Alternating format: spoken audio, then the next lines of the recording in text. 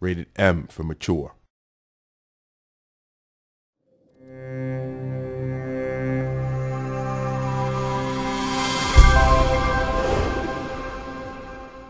I'm Craig Morrison and I'm the game director and producer on Age of Conan.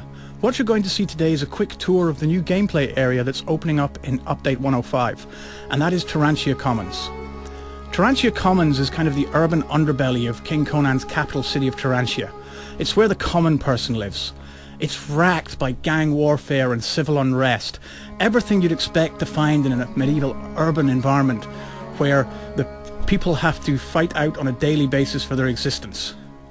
Players will actually be able to choose which side in these conflicts they take part in.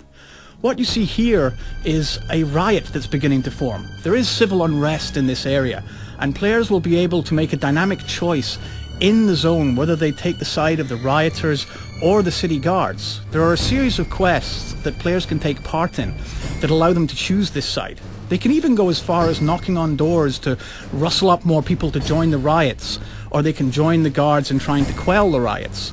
And different players can make different choices. They can take a different side, so you may be working for or against your fellow players as you decide which course the riot will take. The results of this means that the experience is different every time. Whenever you set foot in Tarantia Commons, there may be a different outcome to this riot. Gameplay-wise, these riots also spawn different events based on how they're going. Different bosses might spawn or different quests might become available based on the reactions to the riot. There are also two warring factions within the city itself. These are two street gangs called the Wharf Rats and the Crows. Players will be able to take quests for either or both sides and try and work their way up the rankings of these gangs and explore the different storylines of the conflict. The Wharf Rats are based on the ground level, on the wharf of the city, the area that you're looking at now. They're all clearly identified and players will be able to choose for them. If they go with the Crows, they're actually going to see a different gameplay element in that a lot of the gameplay in Tarantia Commons is actually based on the rooftops. When you design an urban area in an MMO, a lot of the real estate doesn't get used because it's usually at the street level and the buildings are up above the player and inaccessible.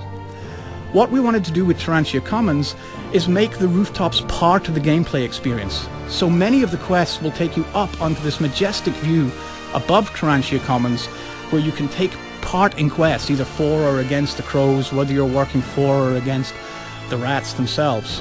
So players will be able to explore the rooftops and enjoy these views and be able to play out some very dynamic gameplay in these environments. I think the team have done a really great job in adding a different element to the game with the rooftops. Tarantia Commons doesn't end there either.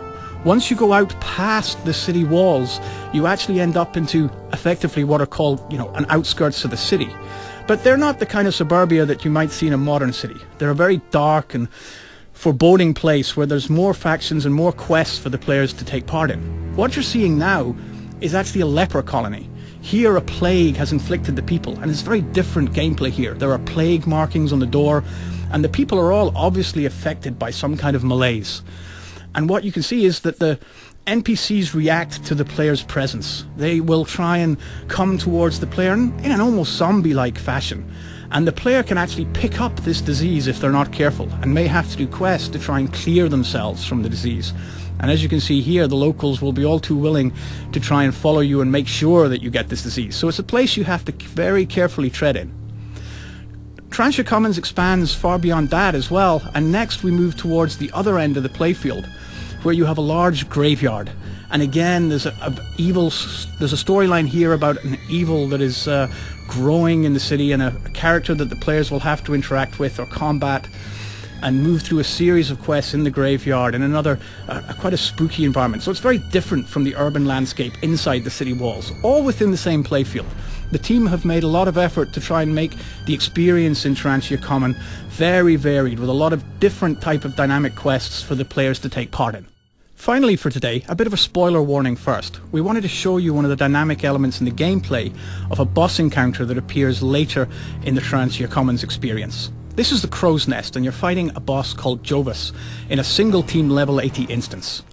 Now Jovis is an assassin, And here you can see him taking the fight to the players, and he's fighting much like a normal NPC would. But Jovis has a trick or two up his sleeve, and this is an example of how the gameplay designers have tried to use the tools that we have in an imaginative way to make the players remember this encounter. He's going to show you a special trick in a minute that will challenge players in how they react to it.